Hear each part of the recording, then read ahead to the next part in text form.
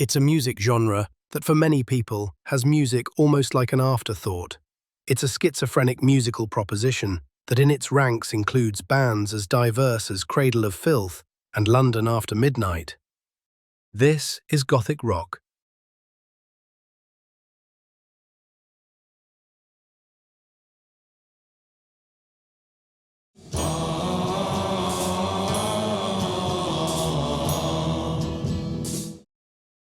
When did Gothic begin?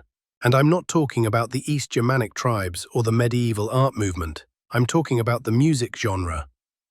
For me, despite some Joe Meek instrumentals or Johnny Cash songs, or even the tongue-in-cheek efforts of Screaming Lord Sutch, the first numbers that were direct ancestors to the style that was going to be called Gothic rock came during the first wave of the British invasion. There is a house in New Orleans.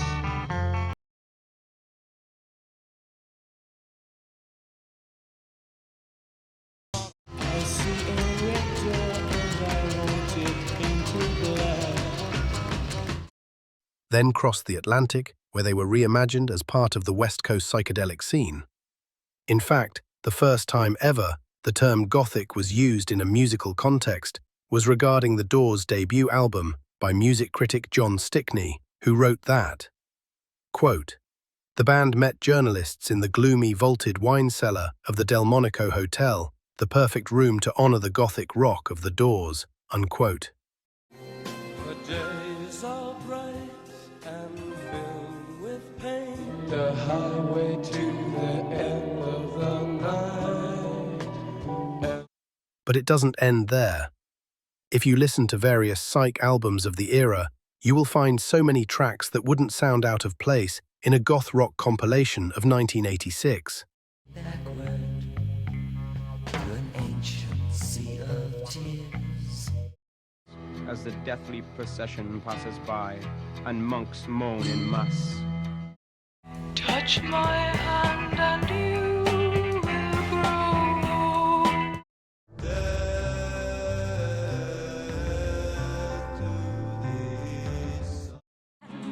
The air was biting.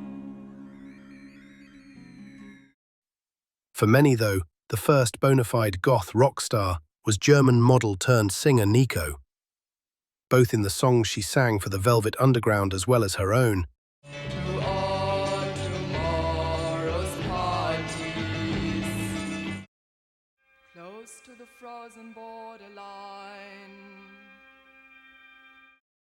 His weapon be my innocence. when the 70s came along, it seemed like the bands that would later form Gothic rock were going around picking influences from the most disparate of sources, including prog rock. And the hammer struck hard. Call me Satan, others have me God. Folk rock, An avalanche, it covered up my soul. glam rock,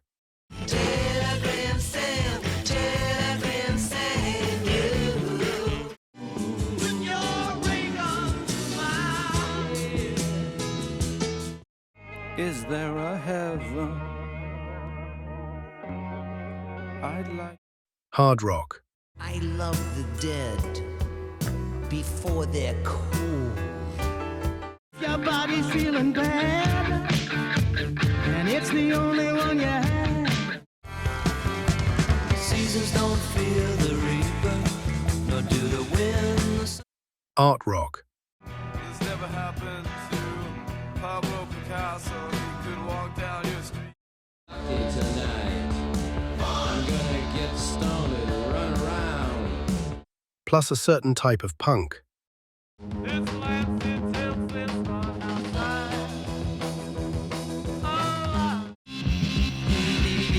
He's a looking so cute. Who came along for the ride? Still, the real precursor to the genre is a style that, while not real goth rock, was for a long time going to be confused with it, and sometimes not without reason.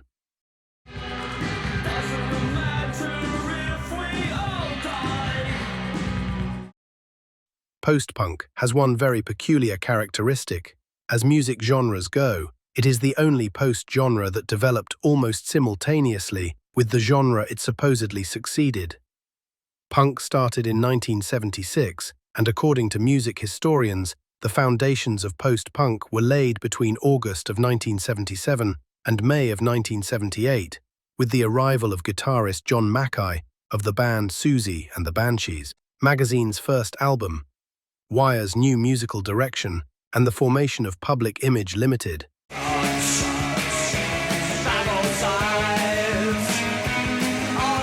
Another peculiar thing is the fact that we don't really know exactly when post-punk became goth, with these two genres being confused even today. The first post-punk band to employ really dark themes in its lyrics was Joy Division, with its seminal release Unknown Pleasures in June of 1979. Soon already established post-punk acts followed in the dark path led by The Cure with their album 17 Seconds in April of 1980. Susie and the Banshees with Kaleidoscope in August of 1980. The Birthday Party with their eponymous debut album on November of the same year, and established punk act The Damned, whose singer Dave Vanian was one of the first punk stars to use the Gothic look and who released the Black Album the same month as The Birthday Party.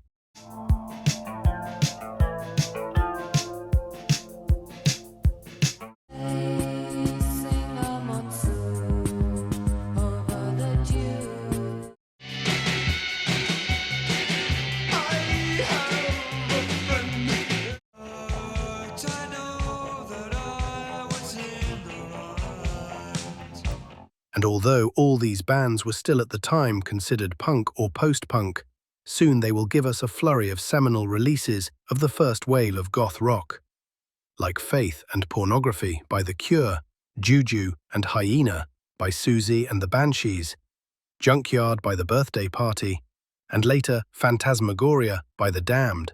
But the true leaders of the style that came to be known as Gothic rock were by all means newcomers. Bauhaus. In their debut single, Bela Lugosi's Dead, released on the 6th of August of 1979, they combined the post-punk sound with dark, almost occult lyrics, effectively creating the template for Gothic rock. The bell tower, the victims have been bled, red velvet line. Soon more and more bands, that in the future will be directly called goth and not post-punk, started appearing.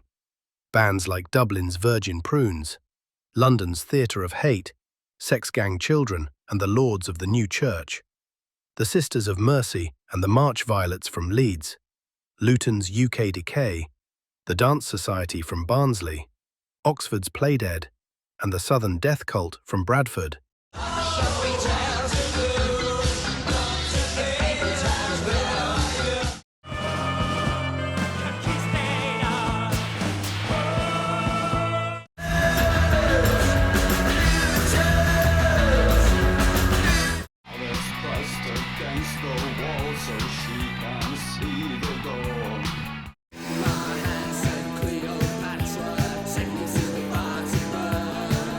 On the 21st of July, 1982, the Batcave Club opened in the Soho district of London and soon became the definite venue for the goth scene.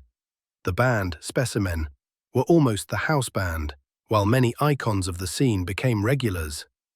That same year, Ian Astbury, of the band Southern Death Cult, used the term Gothic Goblins to describe sex-gun children's fans, and the term stuck. If you are paying attention to the places I mention, it seemed that this new style was developing only in the rather confined territory of the UK, especially England. But what about the rest of the rock world? Well, this new genre seemed to catch very fast, and soon many new bands hailing from various parts of Europe made a name for themselves.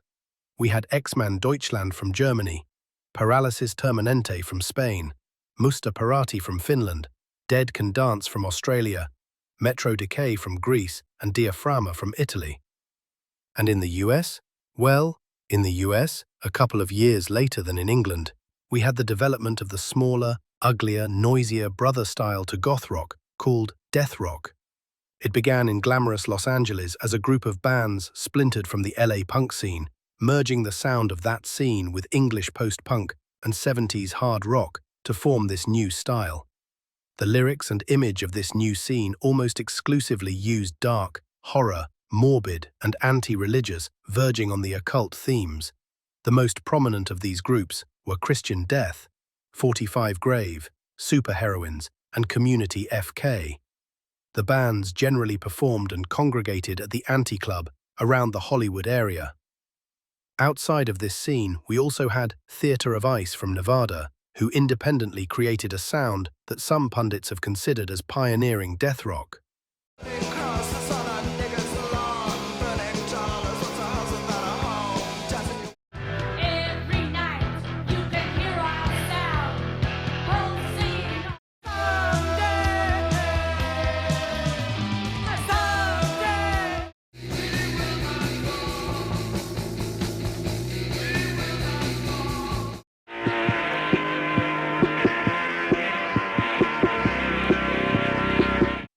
We also have to note that in contrast to the English brand of Goth, which sold well and had various minor or major hit singles in the UK charts, death rock remained thoroughly underground during all of its initial run. Back in the UK, the scene continued to thrive, with new bands popping up like Black Mushrooms. Bands like Gene Loves Jezebel from Bridgend, Alien Sex Fiend from London, another Batcave staple, Tones on Tail from Northampton, Flesh for Lulu from Brixton, Skeletal Family from Bradford, and the new group of birthday parties mastermind Nick Cave, simply called Nick Cave and the Bad Seeds.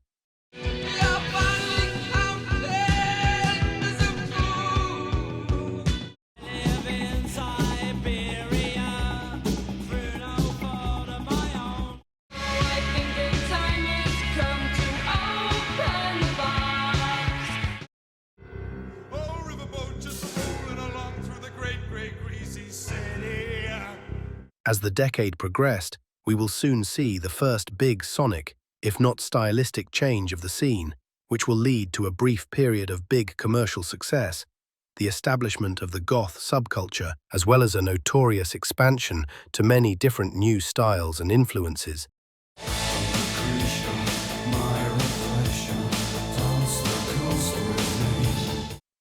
While we were crossing the middle of the 80s, and despite all the albums, the shows, and a very well-defined image, goth was still not a 100% independent music genre, time and again confused with post-punk. In fact, even today, if you search the internet, you will find many of the bands I mentioned in the previous chapter being labeled as post-punk, even Bauhaus themselves. This all changed in March of 1985, when the Sisters of Mercy released their first album, First and Last and Always. For most of this album, the band broke away from the experimentalism and the artiness of post-punk and gave us songs that were harder and could really rock.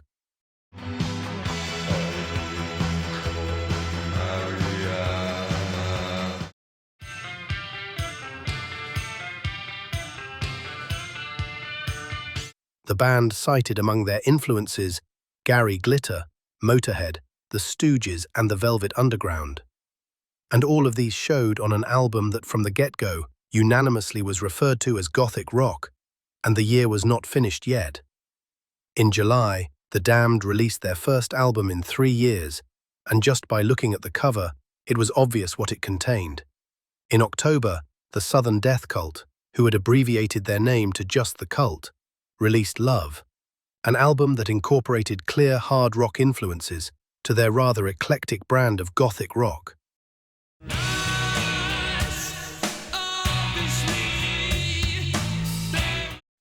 Among other 1985 albums that followed the same path, we have to cite Company of Justice by Playdead, Close One's Eye by Death Rockers Community FK, Flesh on Flesh by the Snake Corps from Watford, and Talk About the Weather by Red Lorry, Yellow Lorry, also hailing from Leeds, like the Sisters.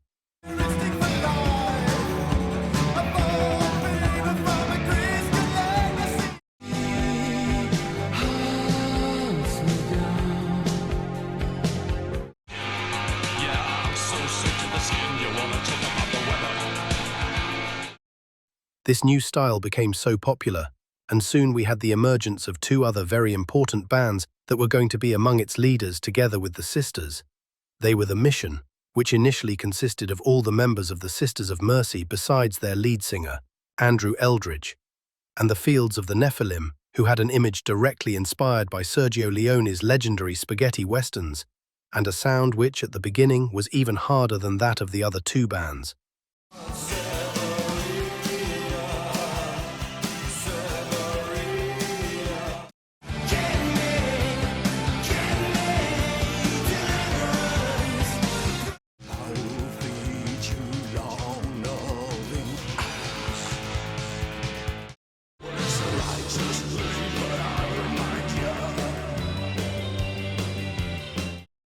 Even further, Leeds became the unofficial capital of the new style because besides the Sisters of Mercy, the Mission, the March Violets, and Red Lorry Yellow Lorry, we had two more bands close to the new style, Rose of Avalanche and the Cassandra Complex. Soon even America had its own proper Gothic rock bands with The Wake from Columbus, Ohio, and two Los Angeles bands, Screams for Tina and the Red Temple Spirits.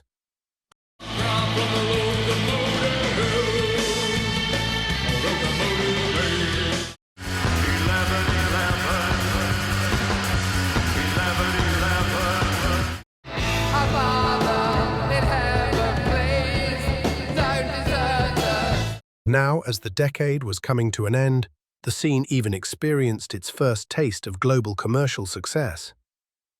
The Sisters of Mercy brought in legendary Meat Loaf and Bonnie Tyler producer Jim Steinman, adopted his bombastic and dramatic style in their Gothic rock, and had their single, More, go to #1 in the US alternative charts, while the band embarked on a tour with Public Enemy. Love and Rockets, a band made up of 3 out of the 4 Bauhaus members, had a surprise hit with So Alive, which climbed to #3 in the US Billboard chart. The Cure, who had ventured outside doom and gloom for a while, returned to Goth with their 1989 Disintegration album, which reached #12 on the Billboard charts, is now certified 2 times platinum, where their single, Love Song, also reached #3 on the Billboard singles charts. Susie and the Banshees had 2 albums, Peep Show and Superstition, spawned various singles which charted in America, with Kiss Them For Me reaching #23 in the Billboard single charts.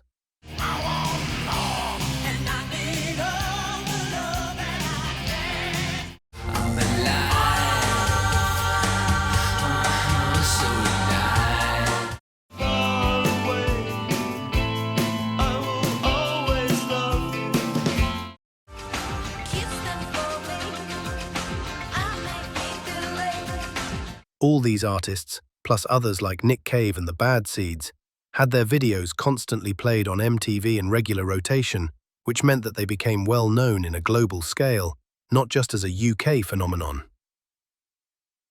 So, as Gothic fashion started fading in its original territory, with other styles taking hold, it soon found its place in territories all over the world, establishing the start of what came to be known as the Goth subculture.